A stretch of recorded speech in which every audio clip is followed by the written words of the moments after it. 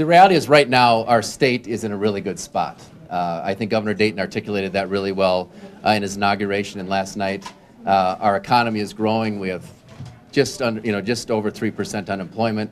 We have $1 billion state budget surplus based on the work that we did over the last 2 years. And what it means is that we have a great opportunity right now to do really, really good things for Minnesota and to build for our long-term future. What I see in the Republican proposals is a waste of that opportunity. It's giveaways to rich Minnesotans and to corporations, and it's short-term Band-Aids for things that even they on the campaign trail said we need long-term solutions for.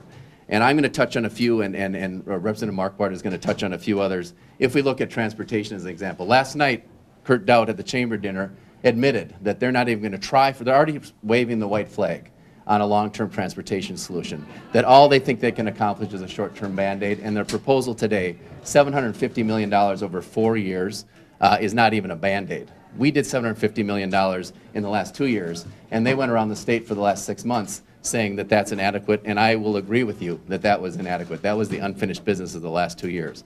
But for them to run around the state, he couldn't have talked to his rural members that just got elected that campaigned on actually fixing our transportation problem, because what they're proposing isn't even half a Band-Aid. They're building a bridge to nowhere on transportation. On long-term care, we heard all about that for the last 6 months. We passed in the last 2 years a 6% increase for long-term care workers because we know, as the Republicans know, as everybody knows, that there is there's a challenge out there for attracting really good workers to our and keeping really good workers in our long-term care facilities.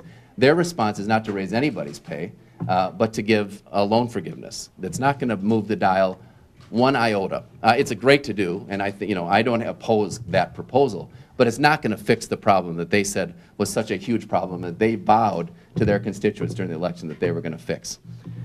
We look at the tax cuts. Instead of focusing on middle-class families, what we're seeing is only tax cuts for the business community. And I suppose when you have $3 million spent by the business community on your behalf, that's what you get. But that's not going to help Minnesota families. And there are absolutely no jobs in this bill. We know that, 51,000 jobs, 51,000 jobs in the last year have been created in Minnesota under the policies we adopted, 191,000 over the last 4 years under Governor Dayton.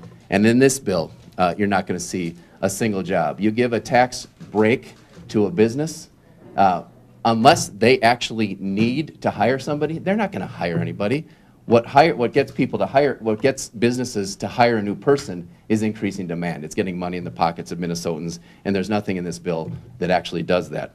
I am going to turn this over to Representative Marquardt to talk about a few of the other things, and then we're happy to take questions. But the bottom line is this proposal right now, if this is what the GOP sees as their vision for the state of Minnesota for taking advantage of this tremendous opportunity that they've been given, it is a waste of an opportunity, and it's really unfortunate for Minnesotans.